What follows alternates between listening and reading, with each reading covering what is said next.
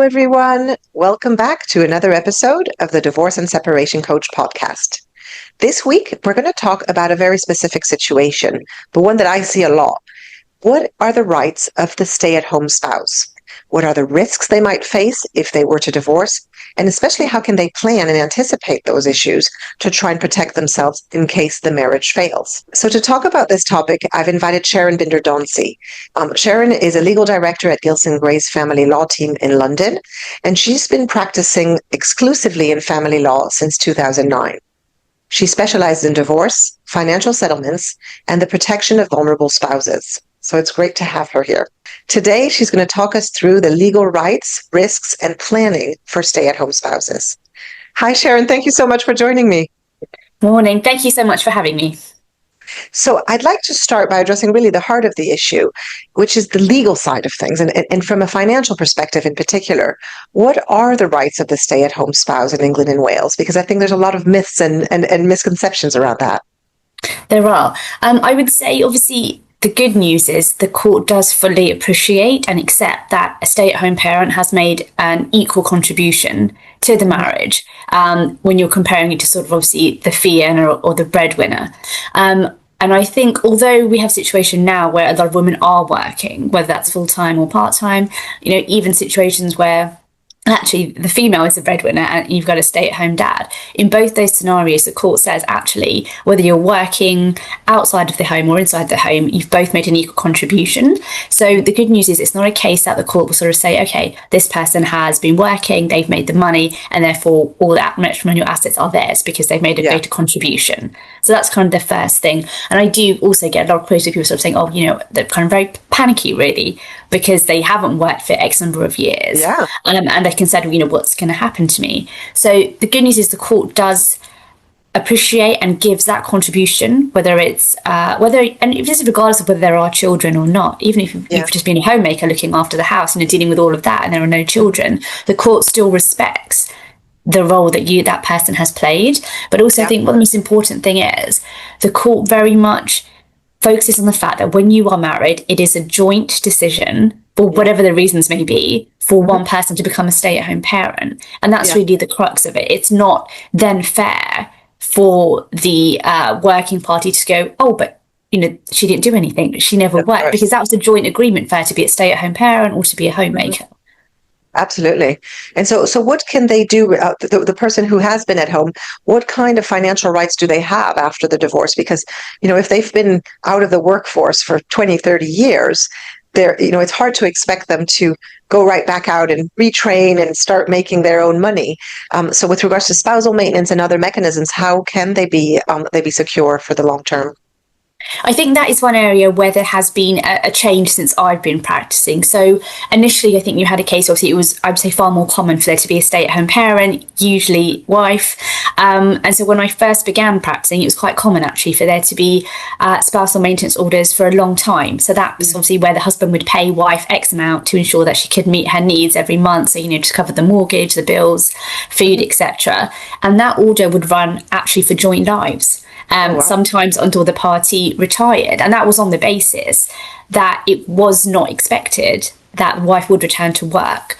Yeah. Obviously, now there has been a cultural shift in more women working, so that has changed. And that can sometimes come as a bit of a shock, like say for somebody who has been out of the workplace for 20, 30 years. But it is important to manage expectations. And I would say now that the court would expect a stay-at-home parent or a homemaker to return to work if there are no medical reasons that they are unable to do so, and also if they are still of working age.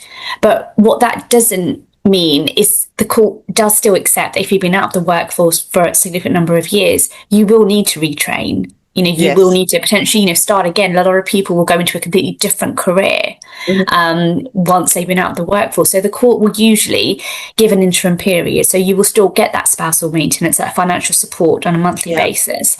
But it's unlikely to be for a significant period unless the other party voluntarily offers it.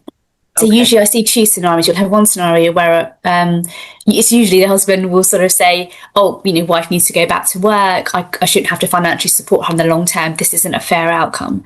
And the court will generally agree with that. So in that sort of scenario, the court would sort of look at how much money there is and then suggest that spousal maintenance, for example, runs for an interim period for maybe between 5 to 8 years, something like that. Sometimes the amount that is received will change. So it will start off at a high level and then, for example, it will reduce perhaps in 3 years and then reduce again. Because again, what the court is trying to do is the court is encouraging financial independence. Yes. But whilst doing that, the court will consider all the factors of the case. So what is somebody's real ability to get back into the workplace? What kind of jobs can they do? What is a realistic earning capacity? So for example, often I will see a husband who will say, oh, she was an accountant in the city when we met, she could go back in and easily earn 6 figures, but that's not realistic. And the court will say that is not realistic. She was an accountant, that was 25 years ago.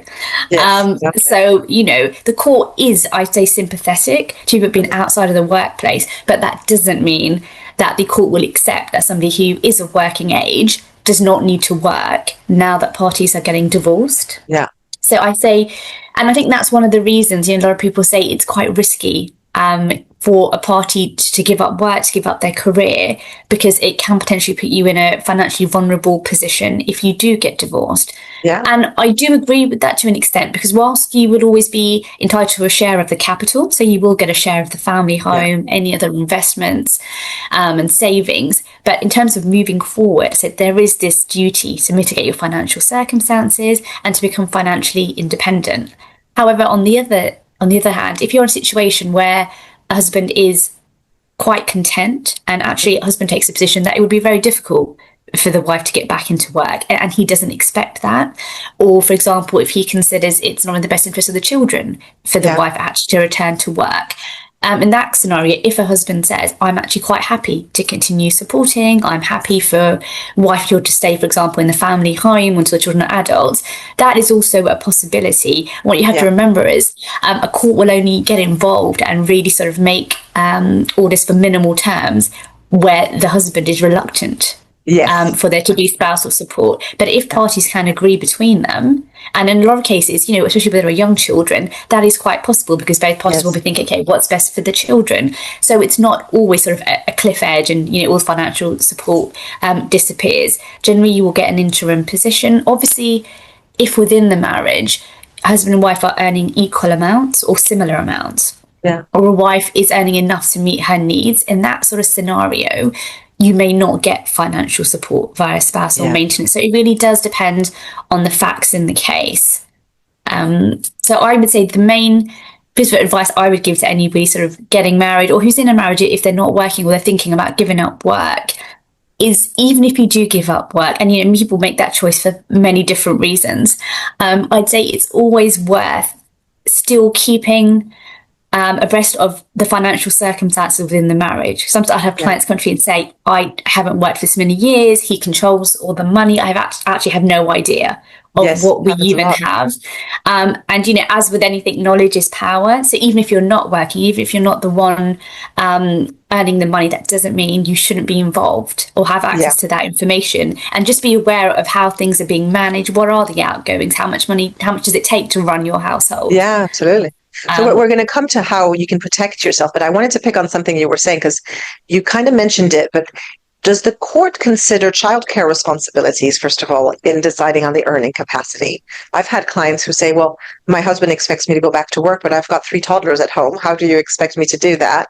And also, do they take into account the age? Because if you're getting divorced and you're, 58 or 60, how much of a career are you even going to be able to have over the next few years? The court does definitely consider all those factors. So with children, the court tends to take a view that once the children are age 7 and above, it's not strictly necessary for there to be a stay-at-home parent. Some people, may want to as a choice. So in that sort of scenario, a court would expect parent to go back to work. But again, whether or not that's financially feasible really depends on what the childcare costs are. What's school are these children in? Is there adequate childcare available? What's the cost of that? If you have children with additional needs, is childcare even feasible, or actually does a parent need to be at home? So a court will consider all those factors when deciding when should wife or husband go back to work, if at all. So obviously with young children, the court does accept that, if you've got a baby or a 2 or a 3-year-old, it's not unreasonable to want to stay at home and spend time with them. But again, whether that's an option will also depend on your financial circumstances. If the reality is there are very few assets and there's very limited income, the court may say, well, actually, I think wife does need to go back to work, because otherwise I can't see how this family is going to survive. But again, even with that, in that sort of scenario, the court will also consider, state help. And actually, is a party going to be financially better off if they go back to work? Or actually, is there very little difference when you take into account what they could get in government support? And then that means that parent is actually at home for a child. So all of those factors go in. The one thing with family law is there is no black and white answer. There is this will definitely happen in your case. Everybody lives very differently. Every case is unique on the facts. And so all of that will impact the outcome, really. And so in terms coming back to what you had started diving into, which is I think very key here, is how can somebody protect themselves if they're getting to that point in their marriage where they've decided, or together hopefully with their spouse, that they're going to stay at home? Is there anything they can put in place to make sure that they don't end up in an unfavorable situation if the marriage ends?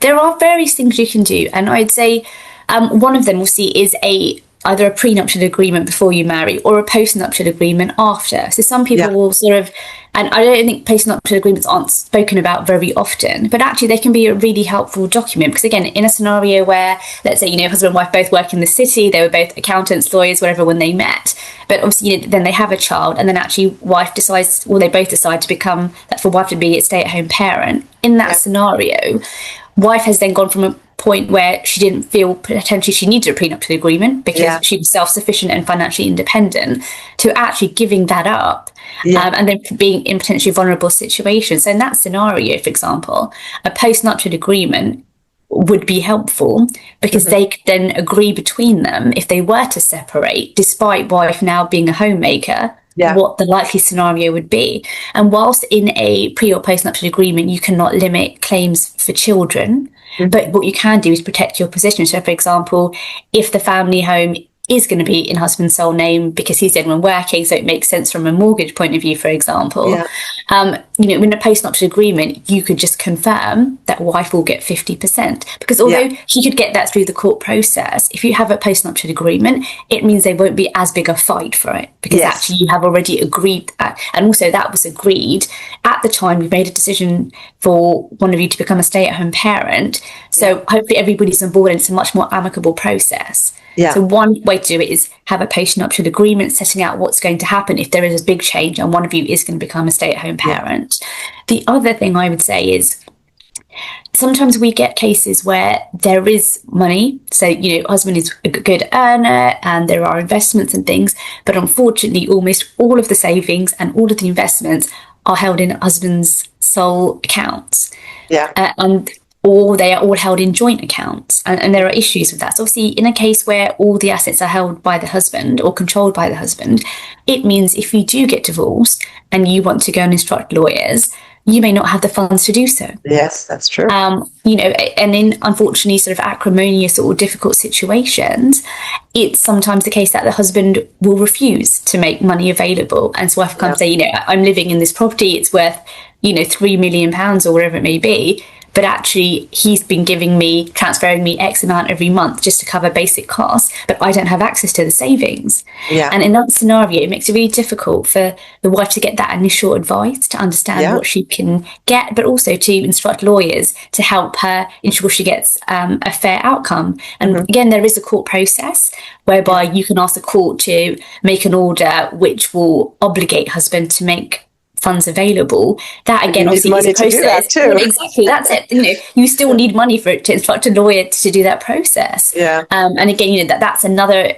element to your case. So you're increasing your costs as well. So I'd say, again, while everybody's on good terms, it is worth having a situation where you do have your own separate account, and actually if there are savings, you should have some savings in your own account. So if you end up in this situation, at the very least you have a little cushion, and that's helped not only to fund lawyers if there's a divorce, but also, if, for example, in a domestic abuse situation, again, you have that cushion, you have that fund where if you can move do out of need the to house leave, if you need to. exactly, because a lot of people, stay-at-home parents, sometimes they'll say that I'm trapped. I'm living in this, golden cage where I've got the money is there, but I don't have access to it, and he won't let me have it because he's suspicious that I'm trying to leave or that I want to get divorced. So, by having your own accounts, ensuring you have money in them the whole time, it just gives you that security. So you're never going to be in a situation, like you say, where you can't afford to leave or you're scared to leave because actually you don't have enough money to even rent somewhere on a short-term basis for you or the children. So that's a really good tip. Yeah.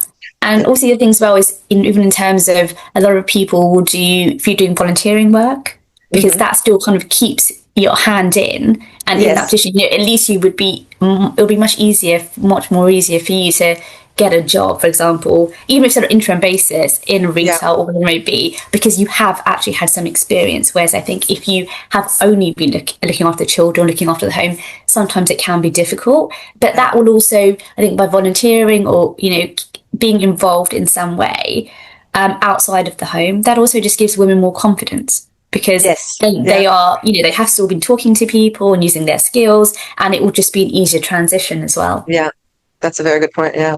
So when there isn't a prenup or a postnup, how does the court go about dividing assets? Because we talked about spousal maintenance, but that's a separate issue, isn't it? Yeah. When we're looking at the assets to be divided at the time of the divorce, that the imbalance in earning potential is taken into account, isn't it? It is, yes. So there are various factors called the Section 25 criteria, and I don't want to go into the detail to sort of bore your listeners, but ultimately the court will look at various factors. So we would say, generally speaking, if you have been in a long marriage, and we would usually class that as sort of 10 years plus in legal terms, you are generally going to be looking at sort of an equal split of the matrimonial assets. And there was actually kind of a recent case which has kind of clarified this position, and I think it is quite an important point in that when the court is looking at assets, you have sort of matrimonial assets, so assets that have been accrued during the marriage, and also you have what we call premarital assets, so assets you brought into the marriage. So maybe you had a property before you got married, or savings or investment funds, wherever it may be. And the court is now saying that where there are surplus assets, so we're not talking about cases where there is sort of only one house or modest savings, where they're talking sort of medium to high net worth individual cases where there is surplus money there, the court has now said that actually if everybody's needs can be met with sharing the matrimonial assets only, then the premarital assets will not be shared. So the starting point is still a 50-50 sort of split, and then the court will look at various other factors, but it would only be of the assets accrued during the marriage, which is slightly different, obviously, from looking at 50% of the whole pot, whatever that may be. But as I said before, and I know clients hate it when I say this, but there are no guarantees, and each case does really turn on its facts. So the court will look at things like how old are the parties, how long have you been married, or I say what are the earning capacities here, what are the monthly household costs. Obviously you can appreciate, I see all manner of budgets and things, and everybody lives very differently. So the court will be looking at this particular family and saying, okay, what are the needs of this family, and what would be a fair outcome given this is how much money there is, this is how they're living it, and this is what they need. So they might depart actually from that formulaic 50-50 and rebalance things to take into account that one of the two has a lower earning capacity in the future.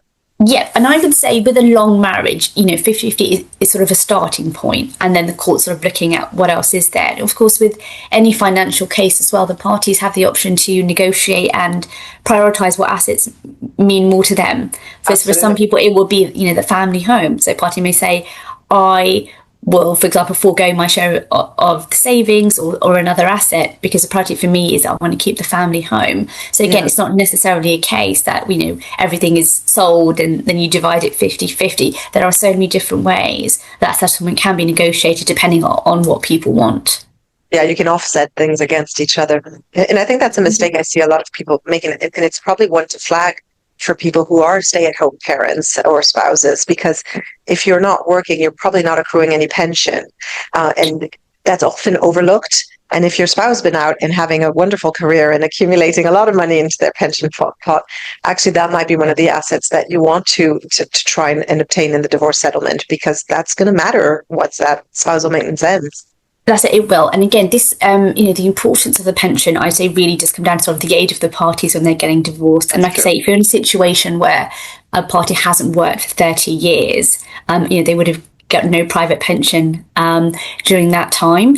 And so the ability or entitlement to a pension share is a really, important asset.